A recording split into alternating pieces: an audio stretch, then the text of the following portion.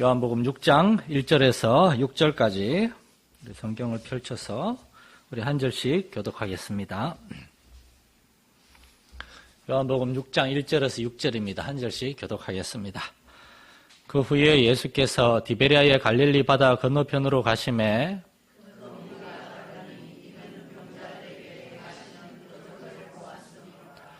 예수께서 산에 오르사 제자들과 함께 거기 앉으시니 예수께서 눈을 들어 큰 무리가 자기에게로 오는 것을 보시고 빌립에게 이르시되 우리가 어디서 떡을 사서 이 사람들을 먹이겠느냐 하시니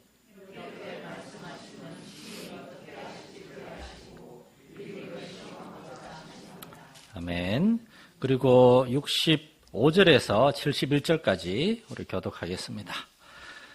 또 이르시되 그러므로 전에 너희에게 말하기를 내 아버지께서 오게 하여 주지 아니하시면 누구든지 내게 올 수 없다 하였노라 하시니라.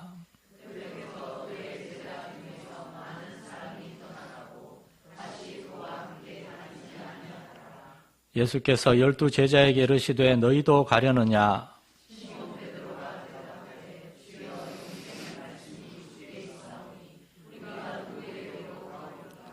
우리가 주는 하나님의 거룩하신 자이신 줄 믿고 알았사옵나이다.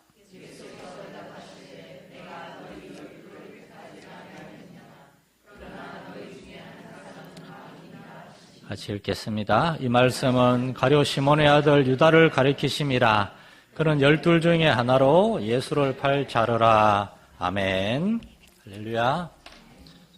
영하의 혹독한 날씨에 우리 집에서 따뜻한 데 앉아서 유튜브로 예배 드릴 수 있는데 이렇게 직접 예배 자리에 나오셔서 여러분께 감사드리고 또 여러 사정으로 영상으로 예배하는 성도들에게도 오늘 예배한 말씀을 통해서 동일한 하나님의 은혜가 있기를 축원합니다.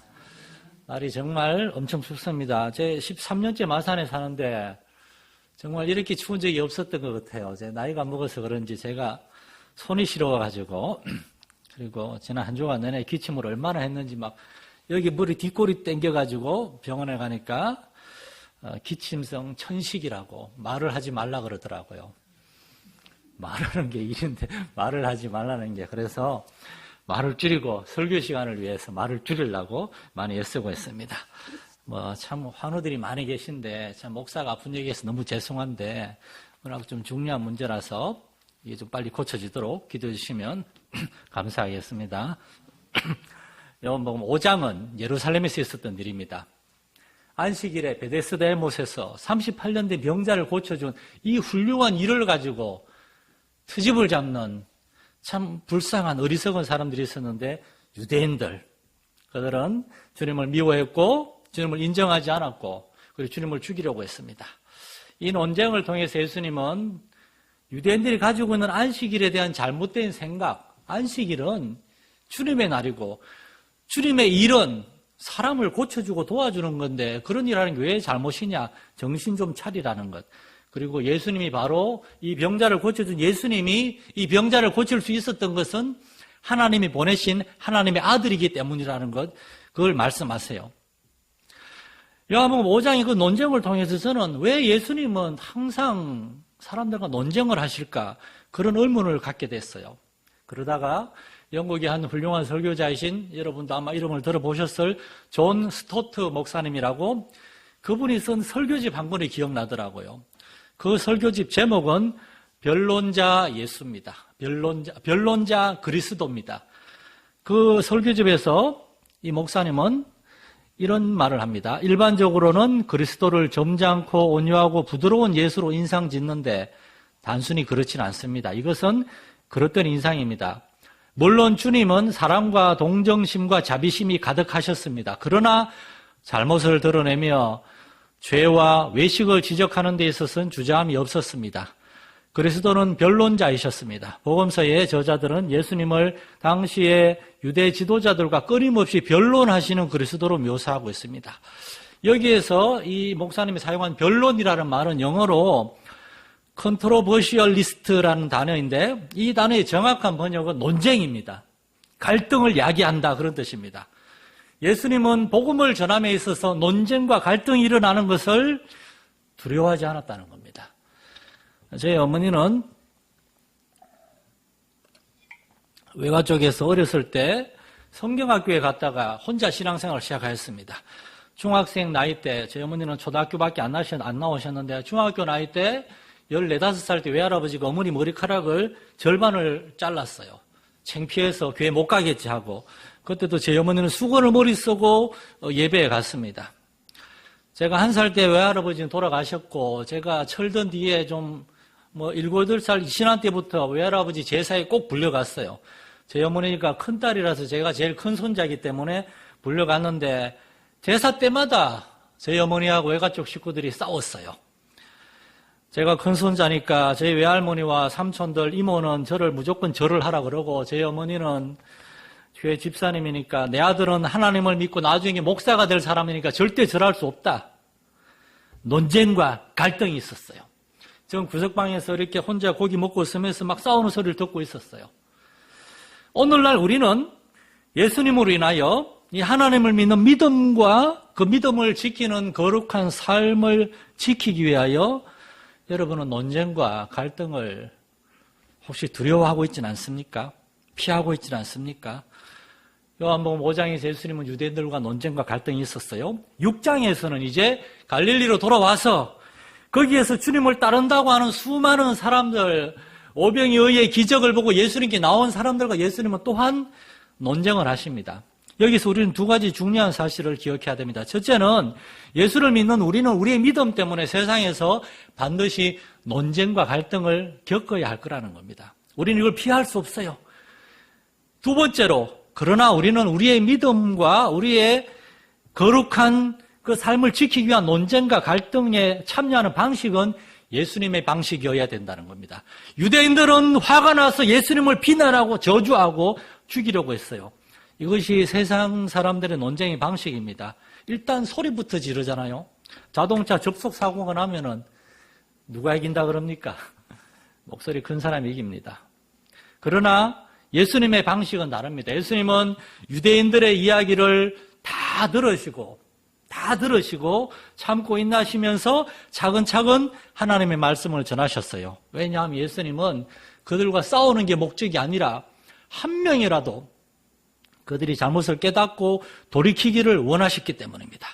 하나님도 모르고 하나님의 성품도 모르고 하나님의 방식도 모르기 때문에 그렇게 세상적인 방식으로 논쟁과 갈등에 참여하는 그들의 방식이 아니라 예수님은 충분히 들어주고 기다리고 그리고 하나님의 말씀을 차분히 계속해서 끊임없이 전달하는 방식으로, 그리고 무엇보다도 예수님은 말로만이 아니라 삶으로, 표적으로 병자를 고치시고 가난하고 소외된 자들을 찾아가시고 그렇게 하나님께 대한 믿음과 사랑을 나타냈다는 겁니다. 이러한 모습을 우리는 요한복음 6장에서도 계속 볼 수가 있습니다. 요한복음 6장은 이제 예수님을 미워하는 사람들이 많은 유대 땅이 아니라 갈릴리 지역에 와서, 거기에는 예수님의 고향 마을이고 예수님의 텃밭이에요. 많은 제자들이 있었어요.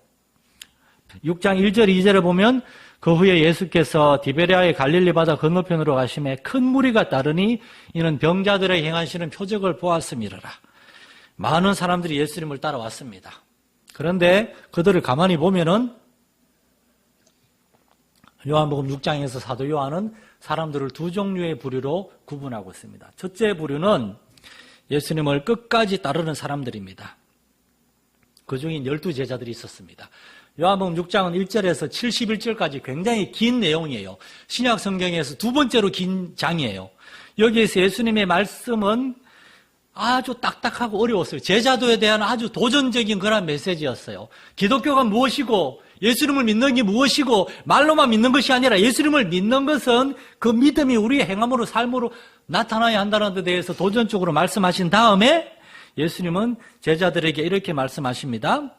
거의 마지막 절에 가서 우리가 읽었는데 12제자에게 이르시되 너희도 가려느냐. 이때 시몬 베드로와 12제자가 뭐라고 하는가 하면 주여 영생의 말씀이 주께 있사오니 우리가 누구에게로 가오리이까. 시몬 베드로를 비롯한 12제자들은 요한복음 6장의 길고 어려운 논쟁적이고 갈등을 유발하는 그 예수님의 말씀에도 불구하고 영생의 말씀이 여기 있사오니 우리는 다른 사람에게 가지 않겠습니다. 이렇게 얘기하는 제자들의 부류가 있었어요. 그러나 또 다른 제자들이 부류가 있습니다. 그들은 이렇게 반응합니다. 60절부터 보면 제자 중 여럿이 듣고 말하되 이 말씀은 어렵도다. 누가 들을 수 있느냐 한데 예수께서 스스로 제자들이 이 말씀에 대하여 수군거리는 줄 아시고 이르시되 이 말이 너희에게 걸림이 되느냐? 그러자 66절에 보면 그때부터 그의 제자 중에서 많은 사람이 떠나가고 다시 그와 함께 다니지 아니하더라. 어떤 제자들은 끝까지 주님의 곁에 남아 있었지만 더 많은 수의 제자들은 주님을 떠나갔습니다. 미국의 마틴 로이드 존스라고 불리우는 존 메가더 목사님이라고 계시는데 그분은 그레이스 커뮤니티 교회에 교인이 한 200명 정도일 때 부임했어요. 그래도 큰 교회죠.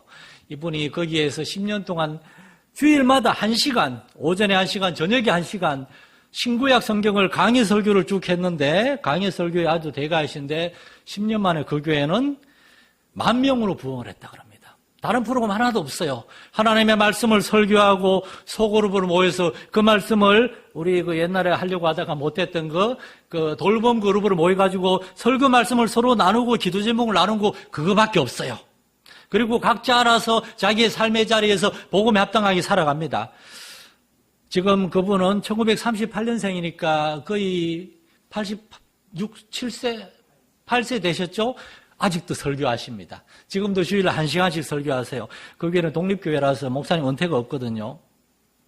그분은 요한복음 6장을 이렇게 정의를 하세요. 오병이어의 기적에서 시작하지만 결국 이 말씀은 제자도의 메시지입니다. 오병이어의 기적을 목도한 수많은 사람들 중에서 끝까지 기적을 보고 그 위에 주님의 말씀을 듣고 끝까지 남은 사람들은 진짜 제자와 가짜 제자들의 차이를 보여줍니다. 이렇게 얘기하세요. 우리는 요한복음 6장을 앞으로 몇 주간 살펴볼 건데 여기에서 우리는 제자란 무엇인가? 제자란 어떤 사람들인가? 제자가 어떤 사람들인지를 알아야 돼요. 예수님을 믿는 것과 제자는 어떤 차이가 있는가? 제자란 도대체 무엇인가? 두 번째로 잘못된 제자가 될 수도 있는가? 주님을 믿고 따른다고 하면서 잘못된 제자의 길을 갈 수도 있는가 하는 겁니다. 왠가 하면 그런 사람들은 나중에 주님을 떠나갔어요. 자기들이 주님께 임하는 어떤 자기들의 기대를 가지고 온 겁니다. 그것과 다르니까 떠나갔어요. 그러나 그 중에 참된 제자가 있습니다. 그들은 예수님을 따르기를 원하고 제자는 자기의 뜻이 아니라 선생님의 뜻을 알기를 원하고 그것을 배우기를 원하고 따르는 사람들이에요. 오늘 우리는 6장의 제자도에 대한 이 세 가지 참된 제자란 무엇인가, 어떻게 하면 참된 제자가, 어떻게 하면 참된 거짓 제자도 있는가, 어떻게 하면 참된 제자가 되는가, 이 세 가지 질문들을 먼저 좀 살펴보려고 합니다. 오늘과 다음 주에 걸쳐 오늘은 제자란 무엇인가, 그리고 거짓 제자가 될 수도 있는가, 그걸 살펴보려고 그러는데 첫 번째, 우리는 우리 자신이 주님의 제자인지 점검하고 또 점검해야 됩니다. 왜 이런 점검이 필요한가 하면은 사람들은, 많은 사람들이 교회에 나오지만은 제자가 되기를 원하지 않는 사람들도 있거든요. 제가 서울에서 오래전에 부목사로 있으면서 그 교회는 제자훈련 프로그램이 아주 체계적으로 잘 돼 있었어요. 성도들에게 제자훈련을 받으라고 권면을 하면은 어떤 분은 저에게 이렇게 얘기합니다. 목사님, 저는 부담스럽게 교회 다니고 싶지 않습니다. 저는 조용히 교회 다니고 싶습니다. 여러분 어떠하십니까? 얕은 물가에서 주님을 믿는다고 말하고 주님의 그 안에 있는 엄청난 하나님의 그 풍성한 영적 은혜와 축복들 중에서 아주 그냥 한 숟갈도 안 되는 그거에만 만족하기를 원하십니까? 아니면 예수님 12 제자들처럼 더 깊이 들어가서 예수님을 끝까지 따르고 예수님을 알기를 원하고 예수님의 제자가 되기를 원하십니까? 오늘 본문 6장 초반에 많은 사람들이 주님께 옵니다. 그런데 예수님이 그 사람들에 대해서 아주 논쟁적이고 갈등을 일으킬 수 있는 그런 말을 하세요. 26절, 27절에 보면은 예수께서 대답하여 이르시되 내가 진실로 너희에게 이르노니 너희가 나를 찾는 것은 표적을 본 까닭이 아니요 떡을 먹고 배부른 까닭이로다. 썩을 양식을 위하여 일하지 말고 영생하도록 있는 양식을 위하여 하라. 참 주님도 너무하지 않습니까? 주님 보겠다고 온 수많은 사람들에게 왜 이런 듣기 거북하고 사람들을 기분 나쁘게 할 수 있는 이런 말을 하는 걸까요? 예수님은 사람들의 기분을 좋게 해주려고 하늘 영광의 보좌를 부리고 이 땅에 오신 것이 아닙니다. 예수님은 자신들의 죄를 모르고 이 세상이 전부인 줄 알고 하나님께 눈을 향하지 않고 땅의 일만 생각하고 땅의 일만 바라보고 땅의 일만 추구하면서 살아가는 사람들의 죄를 깨닫게 하시고 죄를 깨우치고 회개에 이르게 하시고 마침내 그들로 하여금 하나님께 구원받고 돌아오게 하기 위해서 온 것이기 때문에 사람들 기분 좋게 해주는데 예수님은 관심이 없으세요.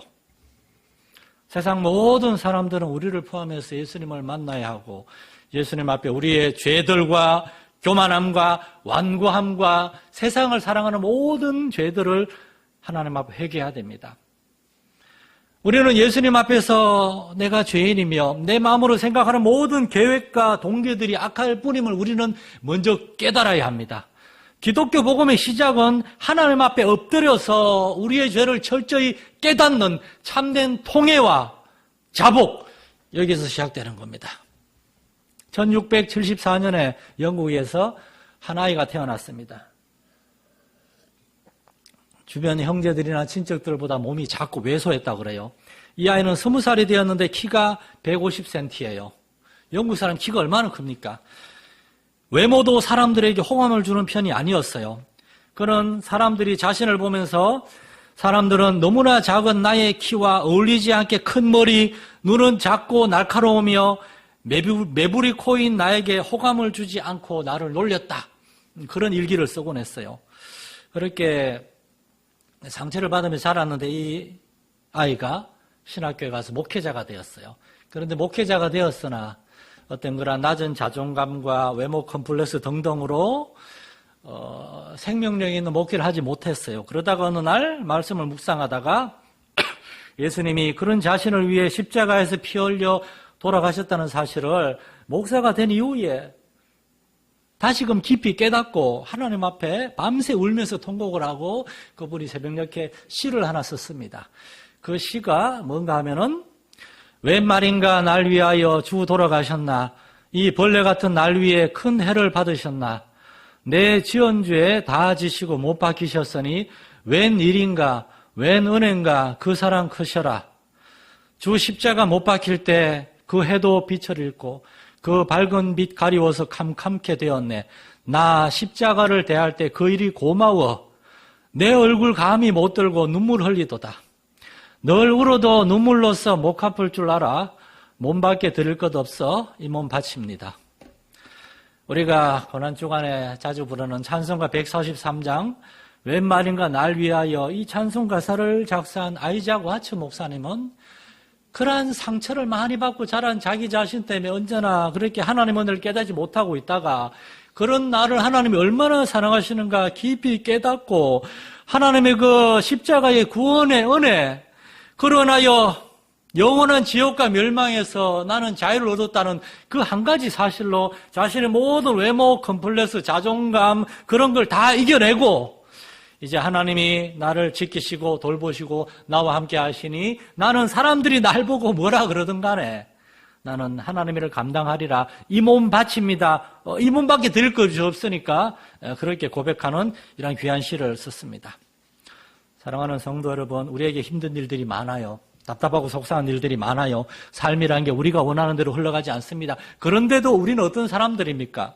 우리는 우리의 큰 죄와 그 죄의 대가인 영원한 지옥의 멸망에서 우리는 건짐을 받은 사람들이에요. 지옥이란 세상에서 유일하게 하나님의 은혜가 닿지 않는 곳입니다. 그곳은 영원한 슬픔과 고통과 절망의 삶입니다. 우린 절대 거기에 가서는 안 돼요. 하나님은 우리를 거기에 가지 않고 우리를 구원하시기 위해 그 아들을 보내신 겁니다. 그 아들 안에서 우리의 모든 죄가 예수 그리스도의 죽음 안에서 우리의 모든 죄가 죽임을 당했으므로 우리는 예수를 믿고 그분을 나의 구주로 모셔드리기만 하면은 우리는 구원받고 영생을 얻는 줄 믿습니다. 이걸 아직 모르는 사람들, 그러나 우린 그걸 알아요.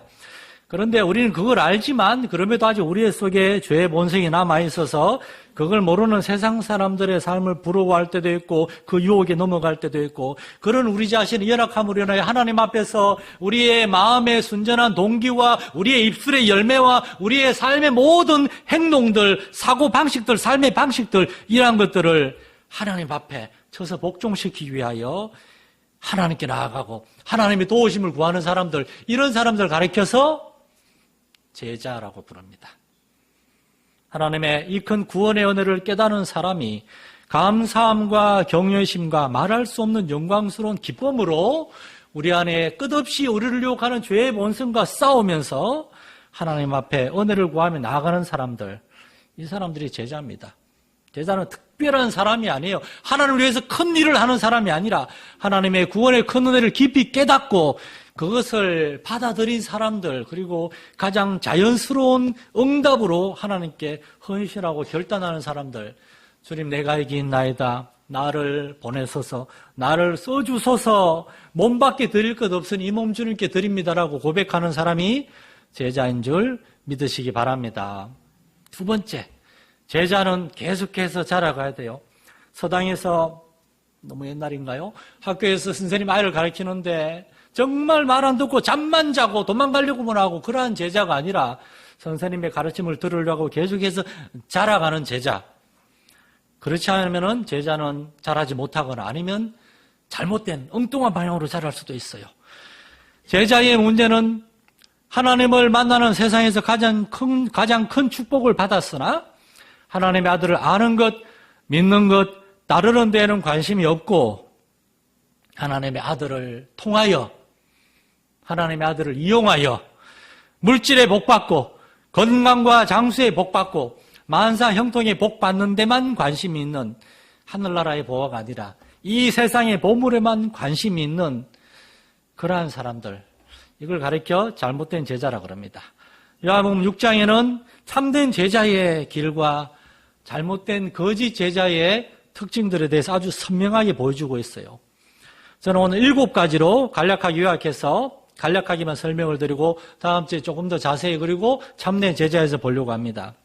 오늘 이 말씀을 통하여 저에게도 이 말씀을 7가지를 제가 이렇게 살펴본 저에게도 이러한 잘못된 거짓 제자의 특성들이 많이 있다는 걸 알게 됐어요. 우리는 완전한 사람이니까 목사의 말 듣고 보니까 난 거짓 제자인가 보다, 난 아닌가 보다 그렇게 낙심하지 마시고 우리 안에 있는 연약한 모습이 있다는 것을 깨닫고 하나님 앞에서 우리가 더 겸손하게 우리 자신을 내려놓고 하나님의 은혜를 구할 수 있기를 바랍니다.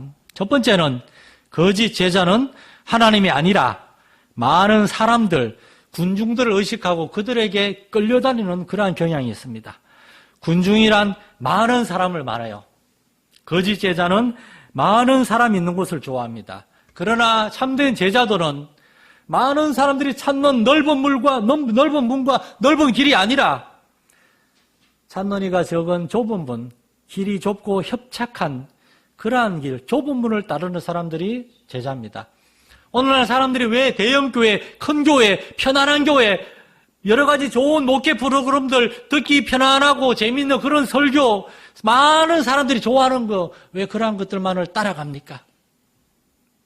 편하니까, 쉬우니까, 부담이 없으니까요. 오늘같이 이런 설교 안 들어도 되니까요.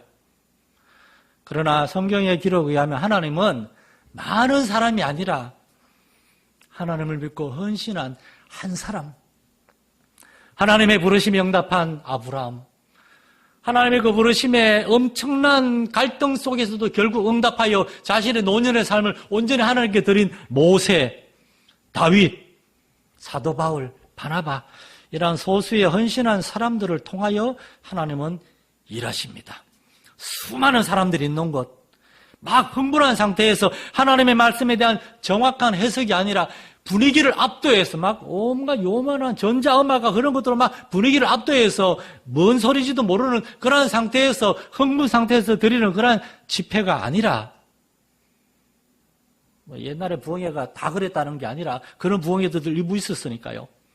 함께 하나님을 진실하게 찬양하고 경배하고 난 이후에는 하나님의 말씀에 대한 적확하고 신실한 말씀을 듣고 거기에서 감정이 아니라 우리의 하나님의 지성과 하나님이 주신 은혜를 따라서 우리가 하나님의 말씀을 듣고 깨닫고 그것을 가지고 우리 자신을 살피고 점검하는 그러한 사람들이 아니라 하나님을 의식하고 하나님에게 집중하고, 그래서 많은 사람들의 그 소란한 소리 때문에 듣지 못할 수도 있는 하나님의 세미한 음성, 그 음성을 들으려고 하는 사람들, 그러한 사람들이 바로 참된 제자인 줄 믿습니다.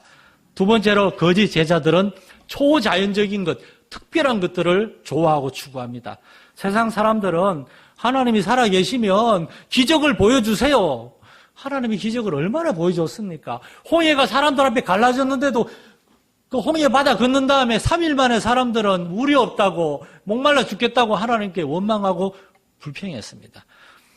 기적적인 일, 그걸 봐야지만 내가 하나님 믿겠다. 절대 그러한 사람은 하나님 안 믿습니다. 하나님의 방식은 초자연적이고 기적적이고 특별한 것이 아니라 하나님의 말씀을 통하여 한 사람 한 사람 10년 가운데 하나님이 찾아오셔서, 하나님은 한 사람 한 사람의 문을 두드리지 그다란 특별을 직별을 통하여 예수 믿을 사람 다 나오시오, 여기 나온 사람은 다 예수 믿고 다 구원받고 복받을 것이요. 하나님은 그런 식으로 일하지 않습니다. 예수님이 공생을 시작하기 전에 광야에서 40일간 금식하실 때 마귀가 나타나서 3가지 시험을 했습니다. 첫째, 독을 떡으로 바꾸는 기적을 행하라. 둘째, 높은 성전에서 뛰어내리는 기적을 행하라. 셋째, 나한테 절하면 내가 많은 부와 물질과 권세를 주겠다. 오늘날 사람들이 얼마나 좋아하는 겁니까? 기적, 초자연적인 것, 많은 부와 물질과 명예, 권세, 교회가 크고 돈 많고 사람이 많고 그래야지 주님의 일을 한다? 그렇지 않습니다, 여러분. 예수님은 오늘날 많은 교회와 너무나 부끄럽지만 많은 목사님들이 얼씨구나고 받아들일 그러한 3가지 유혹을 다 거절하고 물리쳤습니다. 마귀가 왜 이 3가지 유혹을 했을까? 사람들이 너무나 좋아하는 3가지를 마귀는 잘 알고 있으니까. 수천 년 동안 마귀는 사람들을 연구하면서 사람들이 좋아하고 사람들이 끌려다니고 사람들을 유혹하는 가장 좋은 게 뭔지를 잘 알고 있으니까. 그리고 예수님은 아주 단호하게 그 3가지 방식을 거부하십니다. 오늘 본문에 보면 예수님은 요한복음 6장에서 오병이어의 기적을 행하세요. 그래서 사람들이 어떻게 합니까? 15절에 보면 그러므로 예수께서 그들이 와서 자기를 억지로 붙들어 임금으로 삼으려는 줄 아시고 다시 혼자 산으로 떠나가시니라. 이게 사람들의 방식입니다. 기적을 행하고 먹을 걸 주고 능력이 있고 그러면 우리의 주가 되시오, 우리의 왕이 되시오. 그런데만 쫓아다니는 참된 제자의 모습이 아니라는 겁니다. 세 번째로, 거짓 제자들은 세상의 보물, 세상의 축복, 세상의 유익에만 관심이 있습니다. 오병이어의 기적을 본 사람들이 예수님을 억지로 왕으로 삼으려는 이유가 뭡니까? 그 당시 유대의 분봉왕 헤롯 안디바는 사람들에게 먹을 것, 입을 것 그런 데 관심이 없었어요. 자기의 재물 축적하는 데만 관심이 있었으니까. 많은 군중들은 주님이 왕이 되면 매일 우리에게 떡과 물고기를 줄 것이고 우리의 병을 고쳐줄 것이고 우리에게 복을 주실 것이다. 사람들은 그 떡과 물고기의 기적을 통하여 예수님이 말씀하시려고 하는 진리, 증거, 표적, 사인이 뭔지는 관심이 없고 그 물질에만 관심이 있었어요. 하나님이 표적을 통하여, 이 기적을 통하여 보여주고 하자 하시는 표적, 사인, 증거들이 있습니다. 하나님이 계시고 하나님의 뜻이 있고 하나님의 진리가 있고, 그런데 거기에까지 가지 않고 하나님께로 가지 않고 하나님이 제공해 주는 그러한 세상의 그러한 보물들에만 관심이 있는 거, 여기까지밖에 못 가는 거, 그것이 잘못된 제자의 문제라는 겁니다. 네 번째로, 거짓 제자들은 예배에 무관심합니다. 예배란 예배 시간에 참여하는 것을 말하는 게 아니라 하나님을 경외하는 겁니다. 거짓 제자들은 오늘 요한복음 6장의 수많은 사람들은 하나님에게 관심이 없고 하나님을 아는데도 관심이 없었습니다. 그들은 예수님을 통하여 무언가 유익을 얻기를 원했지만 그들의 마음으로 하나님을 경외하는 데 관심이 없었어요. 우리가 예수님을 믿으면 그러한 도전에 직면합니다. 예수를 믿는 것이 무엇인가? 그러니까 일주일에 한 번씩 교회 와서 예배 드리고 헌금하고 말씀 들고 밥 먹고 집에 가고 이게 예수 믿는 것인가? 그게 아닙니다.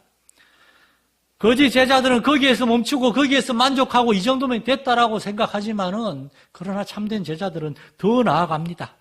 왜 우리가 모여야 하는가? 왜 우리가 주님의 말씀을 들어야 되는가? 왜 하나님이 우리에게 오셔야만 했는가? 왜 예수님이 십자가를 지시고 왜 예수님이 제자들을 부르시고 왜 예수님은 제자들에게 지상 명령을 주셨는가? 참된 제자들은 하나님에 대해서 더 알려고 하고 하나님의 뜻을 알려고 하고 그래서 우리의 삶 가운데 하나님을 참으로 경외함으로 하나님을 섬기고자 하는 겁니다. 예수님은 많은 말씀을 비유로 말씀하셨어요. 그리고 기적을 행하셨어요. 대부분의 사람들이 그 기적, 떡과 물고기를 먹었고 병고침을 받았고 원하는 거 얻었으니까 그냥 갑니다. 예수님의 비유의 말씀이 뭔 뜻인지도 모르는 채 그냥 갑니다. 왜냐? 사람들은 말씀에 관심이 없기 때문에. 그러나 12 제자들과 예수님의 참 제자들을 모여가지고 선생님 그 비유의 뜻을 알려주십시오. 그래서 예수님이 얘기하잖아요. 왜 저 사람들은 그냥 가느냐? 왜 들으려고 하지 않느냐? 귀가 있는데 왜 들으려고 하지 않느냐? 책망하셨어요.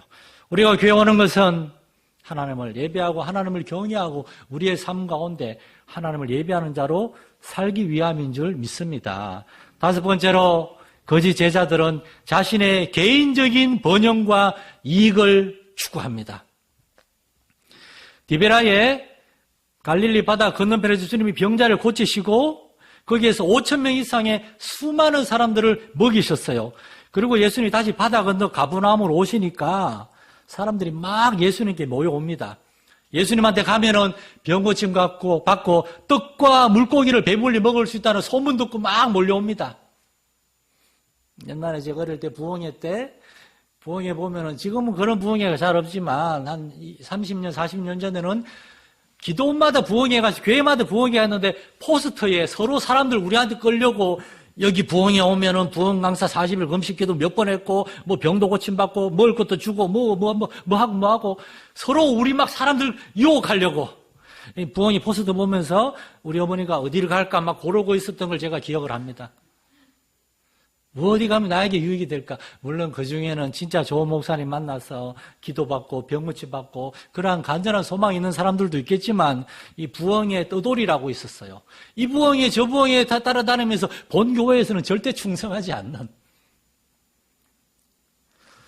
오늘날 교회들은 수단과 방법을 가리지 않고 사람들을 교회에 데리고 오려고만 합니다. 1980년대 이후로 한국 교회는 더 이상 성장하지 않았다고 합니다. 그런데 80년대 이후로 소위 말하는 대형 교회들이 많이 생겨났어요. 그거 어떻게 된 일일까요? 대형 교회는 어떻게 성장했을까요?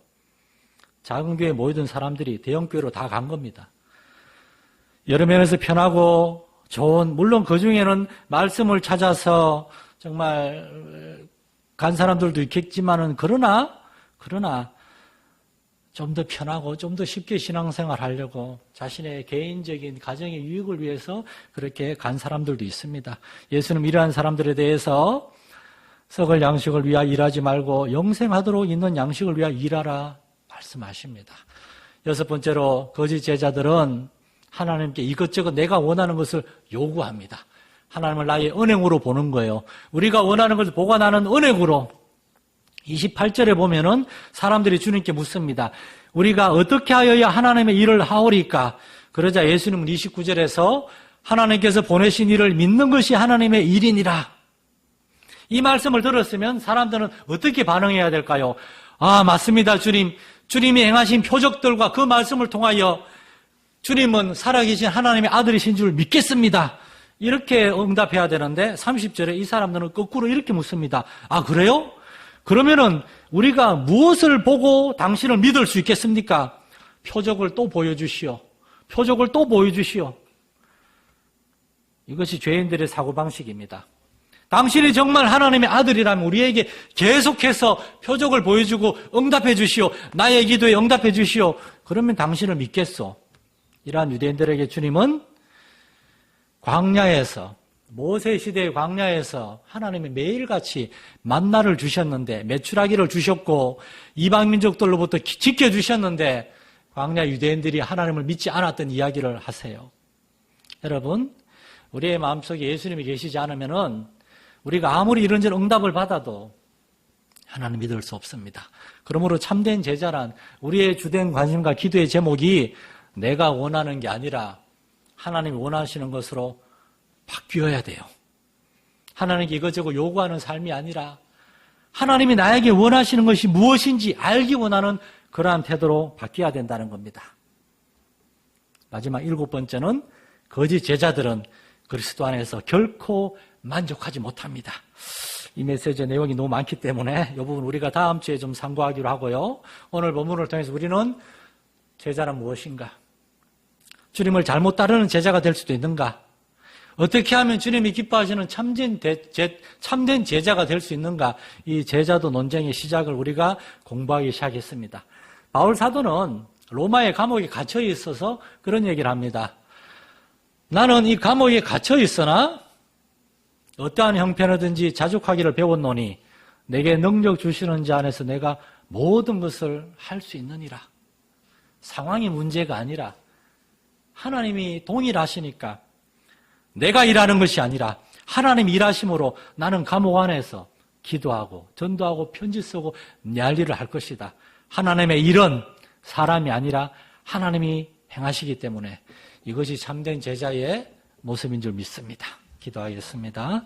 하나님 아버지, 요한복음 6장의 오병이어의 기적에 남자만 5,000명, 여자와 아이들까지 수만 명이 모였을 것이나 그러나 예수님의 진지한 하나님의 말씀을 듣고 그 중에 많은 사람이 떠나가고 12제자만 남았다고 요한복음 6장은 결론을 짓습니다. 우리는 주님을 끝까지 따르는 참된 제자가 되게 하여 주옵소서. 우리 안에 믿음을 주시고 하나님의 은혜를 더해 주시고 우리의 모든 갈등과 논쟁 힘든 상황 속에서 사람의 방법이 아니라 하나님의 방법을 따르고 순종할 때에 하나님의 일하심으로 은혜와 도우심 승리를 경험하는